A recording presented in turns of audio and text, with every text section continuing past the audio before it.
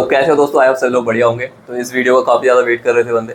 इसके अंदर क्या है कि हम डिस्कस करेंगे सबसे पहले कि रॉन्ग क्वेश्चंस हमारे क्या क्या हैं शिफ्ट 1 के अंदर, शिफ्ट 2 के अंदर। उसके बाद हम ऑब्जेक्शन किस तरह से लगा सकते हैं, ठीक है, तो हम डिस्कस करेंगे, क्योंकि अगर तरीके से नहीं लगाएंगे तो कुछ नहीं मिलेगा किसी को भी। उसके बाद हम देखेंगे कौन शिफ्ट ज़्यादा हार्ड रही, कौन शिफ्ट ज़्यादा ईजी रही, किसके अंदर नॉलेज ज़्यादा होगा, किसके अंदर कम होगा, और उसी के बेसिस पे फिर हम आइडिया लगा सकते हैं कि एक्सपेक्टेड कट ऑफ क्या होगी, ठीक है। और दूसरा ये है कि देखो, जिस बंदे का सिलेक्शन नहीं होना है इस बार, वो भी ज़्यादा निराश ना हो। पूरी मैं तुम्हें चीज़ें बताऊंगा किस तरह से तुम कर सकते हो, ताकि नेक्स्ट बारी हमारा सिलेक्शन हो जाए। अगर इस बारी नहीं होता है, ठीक है, पूरा नेक्स्ट एग्जाम तक मैं गाइड करूंगा। अगर मेरा सिलेक्शन हो जाता है तो भी गाइड करूंगा, नहीं होता है तो भी करूंगा, ठीक है। नाउ टू इट इज है। और मैं कोई कोर्स नहीं देख रहा हूँ, नहीं कुछ कर रहा हूँ, ठीक है, तो इसमें मेरा कोई बेनिफिट नहीं है, इट्स जस्ट मन की शांति के लिए, ठीक है। तो सब चीज़ें हम डिस्कस करेंगे। सबसे पहले हम रॉन्ग क्वेश्चन से डिस्कस करते हैं। तो ऑब्जेक्शन कैसे लगानी है, जहाँ पे तुम्हारी लॉगिन करते हो ना, आंसर की वगैरह देखते हो, सबने आंसर की देखी होगी। जिसने नहीं देखी है वो बेसिकली मतलब बहुत सारे ऐसे लोग हैं जिन्होंने मतलब थोड़ी सी उम्मीद नहीं है उन्हें, इसलिए उन्होंने चेक नहीं किया, वरना बेसिकली सब लोगों ने चेक कर लिया। और जो भी चेक कर रहे हो ना, रैंक मित्रा पे जाके अपना मतलब जो डाटा है वहाँ पे फीड कर दो लिंक्स के थ्रू, और तुम्हें वहाँ से अपनी रैंक वगैरह पता चल जाएगी। तो रैंक मित्रा ही रिलायबल है, बाकी टेस्ट वगैरह पे मत चेक करना, ठीक है। तो रैंक मित्रा पे तुम जाके देखोगे, वहाँ पे तुम्हें रैंक वगैरह शिफ्ट वाइज और कैटेगरी वाइज और ओवरऑल रैंक तुम्हें सब चीज़ दिखा देगा। और अब वो लिंक कैसे मिलेगी, तुम्हें अपना सबसे पहले पोर्टल पे लॉगिन करना पड़ेगा। लॉगिन करोगे, वहाँ पे रेस्पॉन्स सीट रहेगी ऑब्जेक्शन के लिए, सब के सब वहीं पे ही आ रही हैं, ठीक है। तुम्हें साइड में दिख रहा होगा किस तरह से आएगी, तो इस तरह से वहाँ पे खोल के आएगी, है ना। उसके बाद क्या है कि जब तुम्हें ऑब्जेक्शन करनी है, तो ऑब्जेक्शन कैसे करनी है, ऑब्जेक्शन वाले पे क्लिक करोगे। उसके बाद वहाँ पे तुम्हारा क्वेश्चन आईडी सेलेक्ट करने को आएगा, ठीक है। उसके अंदर तुम क्वेश्चन आईडी डाल दोगे। उसके बाद आंसर के अंदर तुम्हें 4-5 ऑप्शन मिलेंगे कि क्वेश्चन गलत है या एम्बिगुअस है, मीन्स पता नहीं चल रहा है कुछ भी, और क्वेश्चन ही गलत है। दूसरा ऑप्शन रहेगा कि आउट ऑफ सिलेबस आया है।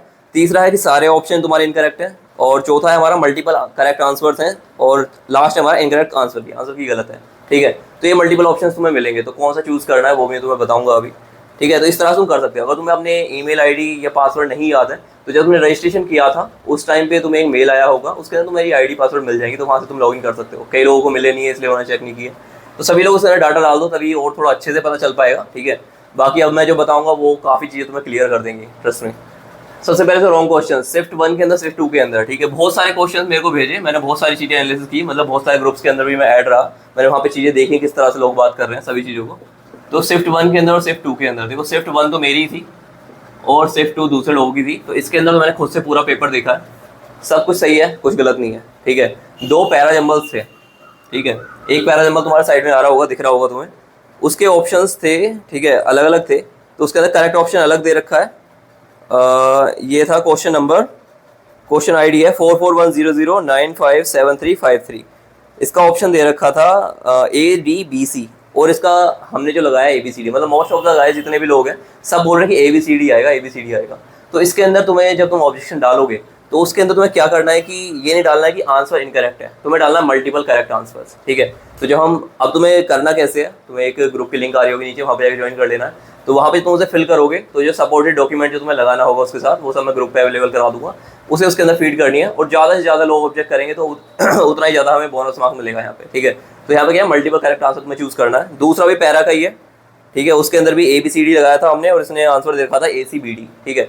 तो उसके अंदर भी हम मल्टीपल करेक्ट आंसर चूज करेंगे और तभी हम उसे ऑब्जेक्ट करेंगे उसी तरह से, ठीक है। तो फर्स्ट शिफ्ट के अंदर बस ये 2 ही है।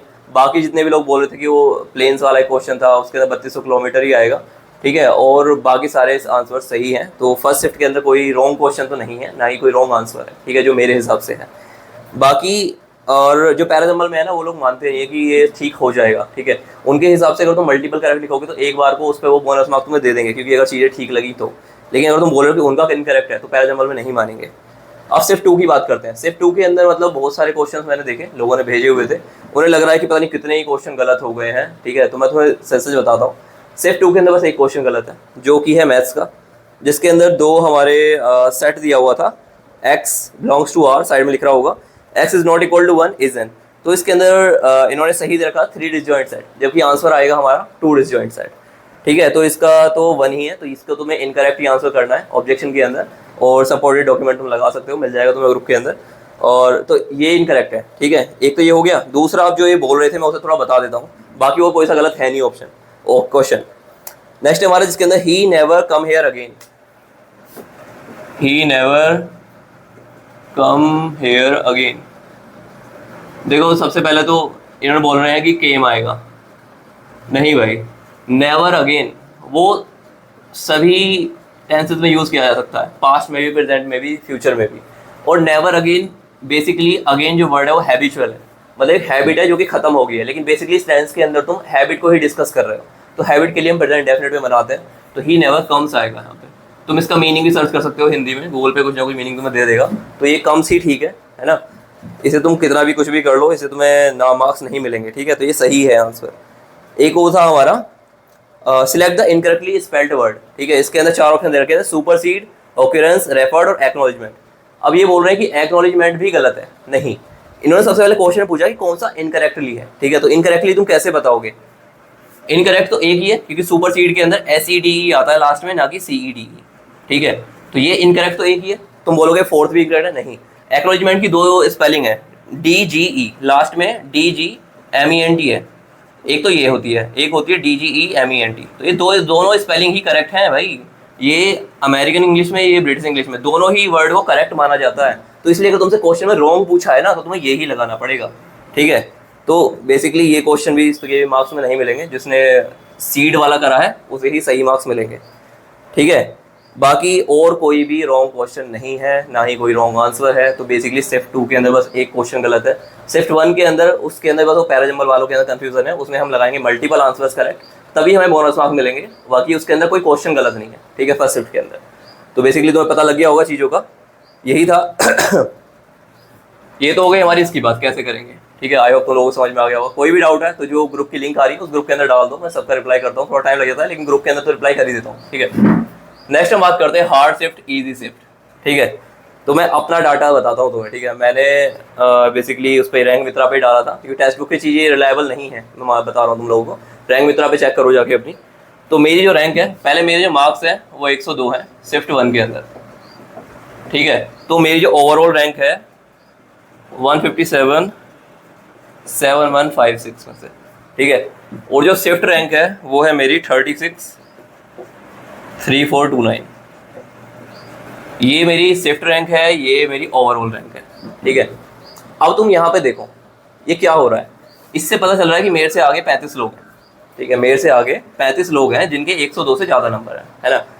ओवरऑल कितने ज़्यादा हैं, 156 लोग ज़्यादा है मेरे से जिनके 102 से ज़्यादा नंबर है, उनमें से बस 35 ऐसे हैं जो मेरी शिफ्ट के हैं, 35 में से घटा दो कितने बचे, 121 ऐसे हैं जो शिफ्ट 2 के हैं, तो 121 ऐसे लोग हैं शिफ्ट 2 के हैं जिनके 102 से ज़्यादा है। अब तुम 121 और 35 को कंपेयर कर रहे हो, ये डाटा और बढ़ेगा ही, ठीक है, औरों के लिए तो और भी ज़्यादा बढ़ेगा। तो टॉप में इनका एवरेज जो है, अगर तुम देखोगे ना बेसिकली डाटा को उठा के, तो शिफ्ट 2 के अंदर 105, 110, 109, 107 बहुत आ रहे हैं, लेकिन शिफ्ट 1 के अंदर तुम्हें 104 पे जिसके आ जा रहे हैं ना, वो बहुत कम मिलेंगे, 104, 103, 102, यही मैक्सिमम मार्क्स तुम्हें मिलेंगे, ठीक है। तो इससे क्या पता चल रहा है, बेसिकली मुझे बताने की जरूरत है नहीं कि शिफ्ट 2 जो है वो काफ़ी ईजी है एज कम्पेयर टू शिफ्ट 1। तो यहाँ पे ये तो तुम्हें क्लियर हो गया है, ठीक है, कौन सी हार्ड है कौन सी ईजी है। अभी जो फर्स्ट शिफ्ट है उसके अंदर बोनस मार्क्स मिल सकते हैं, मिल भी सकते हैं, नहीं भी, जितनी ज़्यादा ऑब्जेक्शन तुम करोगे शिफ्ट 1 वालों, उतने ही ज़्यादा तुम्हारे अच्छे मार्क्स मिलने के चांसेस, क्योंकि देखो 3 से 4 नंबर तो मिलने ही हैं नॉर्मलाइजेशन के अंदर शिफ्ट 1 वालों को, कोई बुरा मानने वाली बात नहीं है, शिफ्ट 2 वालों को कुछ नहीं मिलेगा, जितने हैं उतने ही रहेंगे, वो तुम्हारे लिए अच्छी बात है कि तुम्हारे कम नहीं हो रहे, ठीक है। तो शिफ्ट 1 के अंदर हमारे इतने मार्क्स रहेंगे, इतने मार्क्स नॉर्मलाइजेशन होना ही होना है, जिसके जितने ज़्यादा नंबर है उसका उतने ज़्यादा नॉर्मलाइजेशन होगा, क्योंकि एक्यूरेसी जितनी ज़्यादा होती है। तो बेसिकली जिनके 90 से कम है उनको ज़्यादा फायदा नहीं मिलेगा, जिनके 90 से अबव है उन्हें ठीक ठाक फायदा मिल जाएगा नॉर्मलाइजेशन का, ठीक है। 3 से 4 नंबर और 1-2 नंबर बोनस हो भी सकता है, ठीक है, जो हमारे वो इनकरेक्ट वाले थे मल्टीपल आंसर करेक्ट उस पर मिल सकते हैं, क्योंकि बढ़िया रीज़न भी हमारे पास है यार, वो ABCD वाले भी ठीक हो सकते हैं, है ना, तो इसलिए मल्टीपल करेक्ट आंसर हो सकते हैं। तो बेसिकली यहाँ पे हमें 5 नंबर तक, जिसके 195 के आसपास आ रहे हैं ना, उनके 5-5 नंबर बढ़ा लो तुम, ठीक है, उतने नंबर तो इंक्रीज होने होने हैं, 100 के 105 हो जाएंगे, मेरे 102 हैं तो मेरे मैक्सिमम 107 जाएंगे और मिनिमम 105, ठीक है, मिनिमम 3 बढ़ेंगे और मैक्सिमम 5 बढ़ेंगे, तो 107 से 105 के बीच में मेरा स्कोर रहेगा जो शिफ्ट 1 का रहेगा, ठीक है। अब देखो अब क्या होगा, अब कट ऑफ इससे कैसे निकलेगी मैं तुम्हें बताता हूँ। कट ऑफ एनालिसिस हम ऐसे करेंगे कि जो हमारी वैकेंसी है वो 309 है, ठीक है, जो अप्रोक्सीमेट वैकेंसी है वो 120 से 130 के आसपास है, मेरे को याद नहीं आ रहा नंबर, जो UR की है ना, और बाकी 30-31 है हमारी EWS की, 40-50-70 के आसपास है OBC की, और 40-50 ही हैं SC की और 40-50 के आसपास ही हैं ST की। ठीक है, करेक्ट नंबर तुम देख लेना, लेकिन बेसिकली यही है। ठीक है, अब देखो इसमें UR का आइडिया लगा लेना क्या कट ऑफ बैठ रही है, तो हमें सारी शिफ्ट्स का भी आइडिया लग जाएगा। ठीक है, तो UR का लगाते हैं। सबसे पहले कि हम देखते हैं मेरे नंबर है 102, अपने नंबर से मैं थोड़ा आइडिया तुम्हें बता दूंगा। अभी है मेरे से आगे 156 लोग, 156 मुझसे आगे है ना। अभी मेरा नॉर्मलाइजेशन जो होगा वो होगा 3 से 5 नंबर का। ठीक है, तो 105 से 107 नंबर तक मेरे बैठेंगे, तो ये रैंक ऊपर वाली घटेगी। ठीक है, ये इतनी रहेगी, इससे तो ऊपर ही जाएगी, लेकिन इस वाले से डिक्रीज होगी, है ना। मैं मान लेता हूँ जब सब लोग डाटा डाल देंगे, बेसिकली अभी जितने टॉपर्स हैं ओवरऑल उन लोगों ने तो डाल ही दिया है, अब ये सैचुरेट हो गई है रैंक, है ना। लेकिन अभी क्या है, थोड़ा सा और अप हो सकता है। मैं मान लेता हूँ कि ये जो है ये 170 तक पहुंच जाएगी। बेसिकली 170 पहुंचेगी नहीं, लेकिन 170 180 तक मैं बोल देता हूँ कि 180 पहुंचेगी। ठीक है, जब सारे लोग डाटा डाल देंगे, जो टॉपर्स हैं जो भी है सारा हो जाएगा, और ये हो जाएगी मान लो 45 तक। ठीक है, इससे ऊपर तो मेरी रैंक जाएगी नहीं, है ना। तो ये मान लेते हैं ये हो गई है। अब जब नॉर्मलाइजेशन होगा तो ये डिक्रीज होगी, ये ऐसी कैसी रहेगी, यहाँ से तो है ना, यहाँ से इंक्रीज होगी, यहाँ से डिक्रीज होगी। तो अब कितनी डिक्रीज होगी, मेरे जो नंबर होंगे 107, है ना, मान लेते हैं इतने हो गए, या 106 हो गए, बीच का ले लेते हैं नंबर। बाकी सबके कितने हैं, हमारे जो और थे उन लोगों के इंक्रीज हुए नहीं, जो इसके अंदर और बंदे हैं, तो मेरी रैंक ये डिक्रीज होगी, और मैं मान लेता हूँ ये जाएगी मैक्सिमम, मानता हूँ 110। ठीक है, इतना इंक्रीज होगा नहीं इस रैंक के अंदर, 110 से भी नीचे ही रहेगी, ऐसा होता है अंडर 100 आ जाए, लेकिन 110 मैं मान लेता हूँ, है ना। 110 अगर मैंने मान ली तो मेरा UR में सिलेक्शन हो रहा है, जो कि 120-130 वैकेंसी है, तो उसके अंदर सिलेक्शन हो जाएगा। तो मेरा कितने नंबर पे, 106 नंबर पे सिलेक्शन हो जा रहा है। ठीक है, तो बेसिकली 106 नंबर पे सिलेक्शन हो जा रहा है, अभी 20 वैकेंसी और है, तो इसमें से 1-2 नंबर और घटेंगे। तो अब UR की कट ऑफ तुम देखो कितनी जाएगी। UR की कट ऑफ जाएगी हमारी 105, 104 से 105, यही नंबर रहना है। ठीक है, अगर ये नंबर नहीं रहा तो कुछ नहीं, लेकिन मैं बता रहा हूँ यही नंबर रहेगा। ठीक है, तो बेसिकली यही है जो कट ऑफ रहेगी UR की। दूसरी मैं बताता हूँ OBC EWS की, तो भाई वो हमारी 100 से 102, इससे ज़्यादा अंतर नहीं पड़ेगा, ये मैं तुम्हें बिल्कुल लिख के दे सकता हूँ, यही रहने वाला है 102 और 100। ये तो बिल्कुल वो वाले फिगर्स हैं जिन पे तुम अपना सिलेक्शन पक्का समझो। जो हमारे SC ST हैं उनका हमारा रहेगा 97, मतलब 95 से तुम 96 से लगा सकते हो, 99 के बीच। ठीक है, तो इसी बीच में रहेंगे। ठीक है, हमारा ऐसा हो सकता है कि 97 अगर हमारा SC हो जाए तो ST हमारा 95 हो जाएगा। तो बेसिकली ये मैक्सिमम जो बिल्कुल सेफ स्कोर है ना, वो यही है।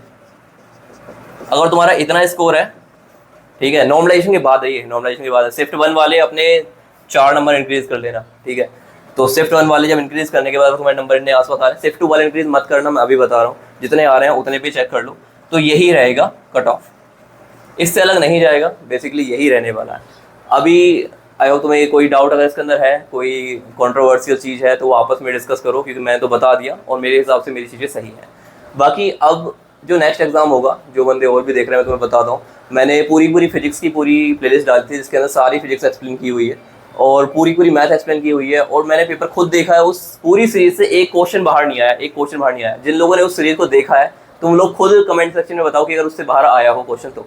और जिन लोगों ने वोकेबलरी के लिए मेरी एक प्लेलिस्ट पढ़ी हुई है, जिसके अंदर ईडियम फ्रेजेस वगैरह पढ़ी हुई है, अगर उन लोगों ने वो देखी है, तो फुनेम्बुलिस्ट एक वर्ड आया था जो रोप पे चढ़ने वाला है, वो भी मैंने उसके अंदर बताया हुआ है, तो उससे अलग नहीं आ रहा है। ठीक है, सारी ईडियम फ्रेजेस सब उससे आई है निकल के, है ना।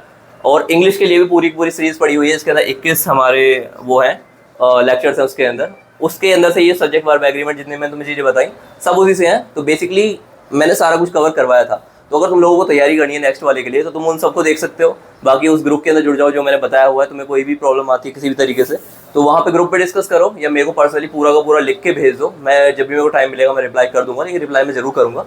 तो यही मेरी स्ट्रेटजी है थोड़ी सी। और बाकी हम थोड़ा डिटेल में जब मैं बताऊँगा थोड़ा सा बाद में, अभी पहले सिलेक्शन वगैरह हो जाए। मेरा नहीं होता है तो फिर साथ साथ करेंगे दूसरे वाली की तैयारी, ठीक है। लेकिन बेसिकली हो जाना चाहिए, बाकी देखा जाएगा। तो जो भी होता है ना, उसे एक्सेप्ट करना चाहिए और मूव ऑन करना चाहिए। आदमी की सिंपल सी फिलॉसफी होनी चाहिए, कभी भी रिग्रेट मत करो किसी भी चीज़ का, है ना। जो भी रिजल्ट आता है एक्सेप्ट करो और मूव ऑन, स्विच करते रहना चाहिए एकदम से, ठीक है। कभी भी रोने से कुछ नहीं होगा, क्योंकि लाइफ छोटी सी है, चलते रहो बढ़ते रहो आगे, है ना। तो आज के लिए इतना ही रखते हैं। अगर तुम्हें थोड़ा सा लगा हो कि हाँ चीज़ें सही है, बाकी तुम्हारा सिलेक्शन अगर हो रहा है, इतने नंबर पे आ रहे हैं, तो बहुत बहुत बधाइयाँ, है ना। और रेस्ट में मत बैठो भाई, अभी भी तैयारी करते रहो, कुछ पता नहीं रहता। और अपनी थोड़ी सी हेल्थ वेल्थ का ध्यान रखो, अच्छे से एक्सरसाइज वगैरह करो, योगा वगैरह करो, फिटनेस वगैरह के बारे में मैं चीज़ें डालता रहता हूँ, तो अगर तुम्हें कोई वैसी दिक्कत है तो वो भी चीज़ तुम डिस्कस कर सकते हो मेरे से। इतना ही रखते हैं, बाकी थैंक यू।